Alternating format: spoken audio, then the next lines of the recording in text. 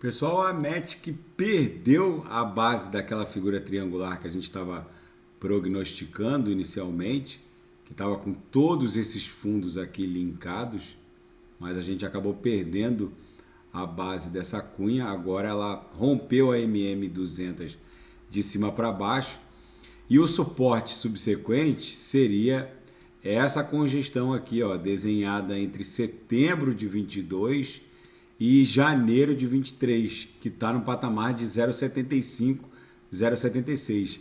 Se a gente respeitar esse patamar atual, que eu acho difícil, porque o final de semana está começando, hoje tem vencimento de opções, o mercado ainda vai, opções de BTC, o mercado ainda vai ficar volátil, e no final de semana o volume diminui, ela pode facilmente agulhar de 0,84 para 0,75, 76. Mas se a gente respeitar esse suporte aqui, é possível que a gente esteja desenhando um triângulo muito mais amplo que o inicialmente prognosticado.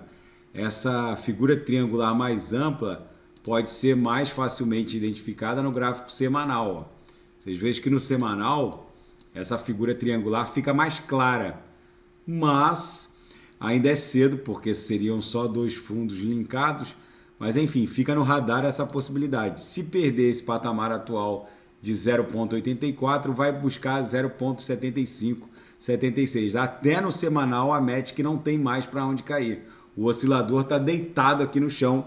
Em algum momento ela vai reagir de volta para a nuvem. Na projeção, a nebulosidade no semanal segue esverdeada, o que dá conta de que mesmo com toda essa corretiva, os compradores ainda estão no controle. E vocês percebam que no semanal, o corpo real do candle vendedor está travado na base da nuvem, o que é um indicativo de um suporte poderoso. Mas tudo vai depender dos próximos 2 ou 3 candles no diário. Daqui a pouco eu volto com Polkadot Kusama e quem quiser sugerir é só colocar nas mensagens abaixo. Grande abraço, até daqui a pouco.